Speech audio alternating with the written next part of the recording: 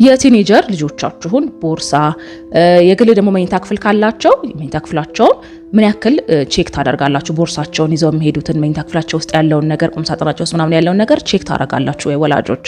አንድ ትንሽ ደንገጥ የሚያደርግ ታሪክ ልነግራችሁ ነው። ስቶሪ ታይም። ታሪኩን አጠር አድርጌ ስለነግርሽ በሴቶችና ህፃናት ላይ ጥናት ጀምረን ወደ አንድ ትምህርት ቤት ደረስንና እዛ ትምህርት ቤት ስንደርስ በአጋጣሚ አንዲት እናት በልጆቿ ባህሪ መበላሸት ተጠርታ ነበር። እኛም በቃ ለጥናታችን አንድ ግብአት ይሆነናል በማለት ቁጭ አለንና መምህርቷ ለወላጇ ጥያቄ ትጀምራለች። ከዛ ሁለቱም ሴት ልጆቿ ናቸው የሚማሩትና በሁለቱም ስም ነው የተጠራችው እናቲቱ። ከዛ ልጆችሽ ቦርሳቸውን በቁልፍ እንደሚቆልፉ ታውቂያለሽ? አዎ። ለምን ብለሽ ጠይቀሽ ታውቂያለሽ? ተባለሽ ማለት ነውና የትምህርት መሳሪያዎቻቸው እየጠፉ ተቸገሩ። ኮምፓሴ ጠፋ፣ መጽሐፌ ጠፋ ምናምን እያሉ እርስ በርስ ከሚጨቃጨቁ ቁልፉ መፍትሄ ከሆናችሁ እሺ ብዬ ዝም አልኩኝ።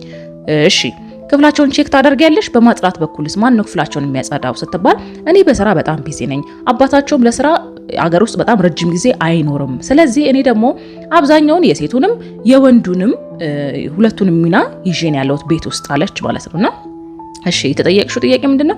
ክፍሉን ማን ያጸዳል ነው። ክፍላቸው የሚጸዳው አለች በሳምንት አንድ ቀን ነው የሚጸዳው። እነሱ ትምህርት ቤት ሲሄዱ ቆልፈው ስለሚሄዱ ነውና በሳምንት አንድ ቀን ነው የሚጸዳው። ለምን ይቆልፋሉ ደግሞ ተብላ ስትጠየቅ አጋዣቸው ስታጸዳ ማንበብ ስለማትችል አስቀምጦ የሄዱት ወረቀቶች የሚጠቀሙበትን ስታጸዳ ቆሻሻ እየመሰላት ስለምትጥልባቸው አስፈላጊ ነገሮች እየተጣሉባቸው ስለተቸገሩ እየቆለፉ መሄድ ጀመሩ አለሽ ማለት ነውና አሳማኝ ነው ለሁለታችንምና ከዛ እናትየዋ ሁለቱም ልጆቿ ማለት ነው አንዷ የ7 አንዷ ደግሞ 9 ክፍል ተማሪዎች ናቸው። ከዛ በቦርሳቸው ውስጥ ምን እንደተገኘ ታውቂያለሽ ተባለች። እዚህ ጋር ነው ያለው ነገር አላቅም አለች። ከዛ እኛ በጭንቅላታችን አለች በቃ ምንድነው አደንዛዥ ጽዮን ምናምን ይሁን ብለን ማአት ነገር አሰብናለች በጭንቅላታችን እና መምህርቷ በቃ ቀና ሳትል እንዲህ ከመሳቢያ ውስጥ የሆነ ነገር አውጥታ ጠረጴዛ ላይ ቁጭ አደረገቻለች ማለት ነው። ከዛ ግራ ገባን። ምንድነው ይሄ ፕላስቲክ አለንና ብድግ ብለን ወደ ተቀመጠበት ጠረጴዛ ሄድናልችና አጠጋርገን ብድግ ስናረገው ከፕላስቲክ የተሰራ የወንድ ልጅ ፕራይቬት ፓርት ነው እና በትክክል ለሴት ልጅ ፕራይቬት ፓርት ተስተካክሎ የተሰራ ነው እና ደረገጥን ዝግንን አለናልችና አስቀመጥ ነው። እናትየው በተቀመጠችበት ነጭ ሆነች። እኛ ከዛ በኋላ መቆየትም አልፈለግንም። የእናትየዋ ሁኔታ ከዛ በላይ ማየት ለኛ ራሱ ጥሩ ስለማይሆን ብለን ውልቅ አለን። እኔም የስራ አጋሪም ለረጅም ሰዓት የተኮራረፈን እስኪ መስለን ድረስ በቃ ረጅም መንገድ ተጓዝንና ይሄ ነው ያለው ነገር ብላ ኦሪጂናሊ ለኔ አይደለም የተላከልኝ ታሪኩ ለሚስ ሄሉ ነው። ሚስ ሄሉ በጣም ህፃናት ላይ በደንብ ኮንሰርን አድርጋ የምትሰራ መምህርት ናትና ከስራ አካውንቷ ሜንሽን አረግላችኋለሁና ይሄ ነው ታሪኩ። ለዛ ነው ይሄን ጥያቄ ጠየቅኳችሁ እና እናትየውም አባትየውም ልጆቻቸው ጋር ምን እየተፈጠረ እንደሆነ አያወቁ አይደለም። መምህርቷ ናት አውጥታ ቁጭ አድርጋ የልጆቻችሁ ቦርሳ ውስጥ ይሄን የተገኘው ብላ አሁን የነገርኳቸውን ነገር በትክክል ለወላጅ ለእናታቸው ቁጭ አድርጋ የነገረቻቸው። እንዴት ነው አቦኔ ተደበላለቀብኝ አቦ ማለት በጣም ነው ታሪኩ በጣም እንትን የሚያስተነግጠውና ለዛ ነው የጠየቅኳቸው ይሄንን ጥያቄ ለጥንቃቄ እንዲሆን ነው። ቼክ አድርጉ ሁልጊዜ ሲወጡ ሲገቡ ቁም ሳጥናቸውን ምናምን አልጋ ስር ጫማ የሚቀመጥበት ቦታ አላቅም እና ለነሱ ነው በእርግጥ ለልጅ ነው የሚለፈው አይደለ? ሲሰሩ ሲወጡ ሲገቡ ምናምን አድካሚው ነገር ለልጅ ነው። ግን ደግሞ አት ዘ ሴም ታይም ደግሞ እንደዚህ አይነት ልዩነት ሊፈጠር ይችላልና ለዛ ነው ክሮስ ቼክ አድርጉ ያልኳችሁ። ለማንኛውም ቴንክ ዩ። የአባቴን አዲሷን ሚስት ቲክቶክ ላይ ቤታችን ውስጥ ስትኖር አየዋት ስላለች አንዲት ባለ ታሪክ ነው የምነግራችሁ። ስቶሪ ታይም። ስሜ ቀር አሁንም እያለፍኩበት ያለሁት ነገር ስለሆነ ነው። ቤተሰባችን ውስጥ 2 ልጆች ነው ያለነው። ወንድሜ 10 ዓመቱ ነው። እኔ ደግሞ 2017 ላይ ነው ግራጁዌት ያደረኩትና ወደ ቤት ስገባ በጣም ብዙ ነገሮች ተቀያይረው ጣበቁኛለችና እናትና አባቴ ሰላም አልነበሩም። እኔም አባቴን አወራሁት። አንተ ትልቅ ሰው ነህ፣ ትዳርህን አንተ እንጂ ቤተሰቦች እኮ አይመለከታችሁም። በዛ ላይ ደግሞ ተፋቱ ራሱ የማለት መብት የላቸውም አልኩት። እናትሽ ቤተሰቦቼ ጋራ መሄድ ካልጀመረች ትዳራችን ያበቃለታል አለኝ። እሺ ብዬ ዝም አልኩኝ። ከዛ ስራ ለመፈለግ ወደ አዲስ አበባ መጣለችና የእናቴ ቤተሰቦች ጋራ ስራ መፈለግ ጀመርኩኝ ቁጭ ብዬ። እዚህ ከመጣው ከአንድ ወር በኋላ ከእናቴ ጋራ ለግባባ ብለው ወደ አዲስ አበባ መጣችና በጣም ከፍቷት ነበር። አወራኋት። አባቴ ጋር ደወልኩ፣ አወራሁት። ከዛ አዲስ ዓመት መጣለች 2018። ከዛ ካለፈ በኋላ ሄድኩኝ። ክፍለ ሀገር ነው የምንኖረውና አባቴን ለማውራት ሞከርኩኝ እንዲታረቁና ሂጂ ብሎ አባራረኝ ከቤት አለች። እሺ ብዬ ወደ አዲስ አበባ ተመለስኩኝ። ከ2 ወር በኋላ ቲክቶክ ላይ ሳይ አባቴ ከሌላ ሴት ጋር ሆኖ ሴትዮዋ ቤታችን ውስጥ መኖር ጀምራለችና ከሰፈር ጓደኞቼ ስጠይቅ 4-5 ቪዲዮ ምናምን ያየሁትና የአዲሷ የአባቴ ሚስት ናትና በጣም ከፋኝ። ለእናቴ ሞራል አዘንኩኝና ዝም አልኩኝ። ከዛ አባቴ ለጠይቀው ስደውል ብሎክ አድርጎኛል አለችና ከዛ ዝም ብዬ ይሄን ሁሉ ከሆነ ከ3 ወር በኋላ ያለንን ንብረት እንካፈል ብሎ ለእናቴ በጓደኞቿ በኩል አስላከና ሽምግልና ላይ ሄዱ። 2 ቀን ሲቀራቸው ደወለልኝ። እኔና እናትሽ በቃ ከ6 ወር በኋላ ባዳ ነው የምንሆነው፣ ስለዚህ በእኔ ስም ንብረት አለና ወደ እኔ ታዞሪያለሽ አለኝ አለችና እንዴት እንደዚህ ይሆናል? በሽማግሌ ፊት ይዞራል ስትስማሙ፣ አለበለዚያ እናቴ ባለችው እስማማሉ አልኩኝ። ትክክል ናት እና እናቴ ያንቺ ነው አንቺ ልጃችን ነሽ አለችኝና እኔም ያሰብኩት እናቴን ባዶ ሊያረጋት ሊያሳጣት እንደሆነ ገባኝና እንደዛ ይሆናል ብዬ ያሰብኩኝ።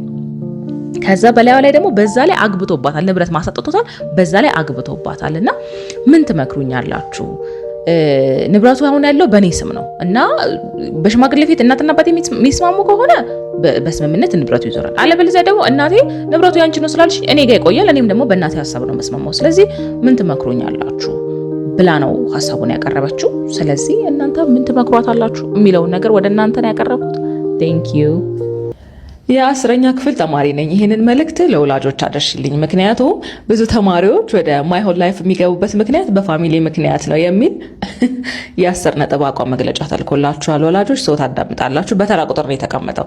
አንደኛ ፋሚሊ ለልጆቻችሁ ጊዜ ስለማትሰጡ፣ ሁለተኛ ልጆች ከሌላ ወላጆች ጋር ስለምታወዳድሩ፣ ሶስተኛ የልጁን ፍላጎት ባለመረዳት፣ አራተኛ ቤተሰብ ራሱ ያለው ነገር ለብቻው ትክክል ብቻ መስሎ ስለሚሰማው፣ አምስተኛ ልጆች ያሉበትን የዲፕሬሽን ለመረዳት ፈቃደኞች አይደላችሁም፣ ስድስተኛ ልጆችን ጥሩ ትምህርት ቤት ስለተማረ ብቻ ልጁ ይለወጣል ማለት አይደለም፣ ሰባተኛ ያለውን አቅም እንዲያውቅ አይደረግም፣ ስምንተኛ የራሱን ልጆች ከጓደኞቹ ጋር ኮምፔር ያደርጋል፣ ዘጠነኛ ፋሚሊ ኢዝ ኤ ፕሪዝን በቃ የሆነ አስተዳደግ የሚያሳድጉ ወላጆች አሉ። 10ኛ የፈለግነው ቢጠፋ ልጁን ከመምከር ይልቅ በየዘንድሮ ልጅ እያለ ነው ያሳደገውና የሚገርምሽ ትምህርት ቤት ውስጥ ትራማዶል የሚጠቀሙ በጣም ብዙ ልጆች አሉና የፋሚሊ ፎከስ ያጡ ልጆች አሉና እዚህ ውስጥ የሚገቡት እና በቻልሽው አቅም ወላጆች ለልጆቻቸው ታይም እንዲሰጡ አድቫይስ ብታደርጊ ጥሩ ነው ተብላችኋል። ስለዚህ ይህን መልእክት በጉጉት ስለሆነ አድራሹ እየጠበቀኝ ያለው ዘግይቼበታለሁ፣ ግን ያው መልእክቴ ይድረስልኝ ለእናንተ።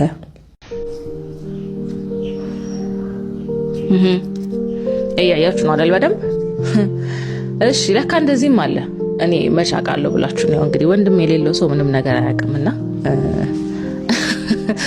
በኢንስታግራም ነው ይሄንን ታሪክ የላከችልኝ። እስኪ ምን ቢደርስባት ነው እንደዚህ ያለችው ካላችሁ እንደው ግብግብ ቅንድ ካረጋችሁ ይሄንን ታሪክ ለምን አሰሙ? ስቶሪ ታይም። ሰላም።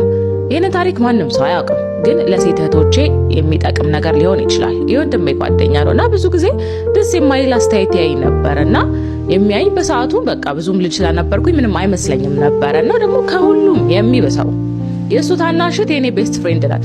ቤስት ፍሬንድ ለቤስት ፍሬንድ ነው ግንኙነታችሁ ማለት ነው። እሺ እሱም የወንድሜ ቤስት ፍሬንድ ነው። እሺ እና አንድ ቀን ቤታቸው ጓደኛዬን ፍለጋ ሲሄድ ማንም አልነበረምና ከዛ ይዞ ይገባና ሊደፍረኝ ረጅም ሰዓት ታገለኝና በጣም ነበር እየታገለኝ የነበረው። ከዛ እንደምንም ብያመለጥኩኝ፣ ግን ልጅ ስለነበርኩኝ ሁኔታውን በደንብ አላስተዋልኩትም ነበረ። ግን እያደግኩኝ ሲሄድ እየገባ ይመጣ ምን ሊያደርግ እንደፈለገ ማለት ነውና ያው የ5 ዓመት ልዩነት አለን። በ5 ዓመት ይበልጠኛል ያለችኝ እና አሁንም ቢሆን እኔን ለመድፈር ከማሰብ ወደኋላ እያለ አይደለምና እባካችሁን የወንድማችሁን ጓደኛ አትመኑ ተብላችኋል። እናንተ ወንድም ተብዬዎችም እንደዚህ ነገር ሴንስ ማለት እንዴት ነው? ጠይቁ ሳይሆን ዝም ብላችሁ ጓደኞች መጠርጠር ሳይሆን እናንተ በድፍረት ተናገሩ። ባይዘወይ እህቶችም እኔ እኮ ጓደኛ እንደዚህ ነው፣ ጓደኛ እኮ እንደዚህ ነው ምናምን ነገር ብላችሁ እንትን ብትሉ እንግዲህ ወንድማችሁ ከጓደኛውና ከናንተ የሚበልጠውን ነገር ያውቃል ብዬ አስባለሁ። ስለዚህ በደንብ ነገር ለማስተዋል ሞክሩ። እየተባለ ያለው ነገር ትንሽ ከበድ ያለ ነው። ስለዚህ እንደሰማችሁት ነው። ቴንክ ዩ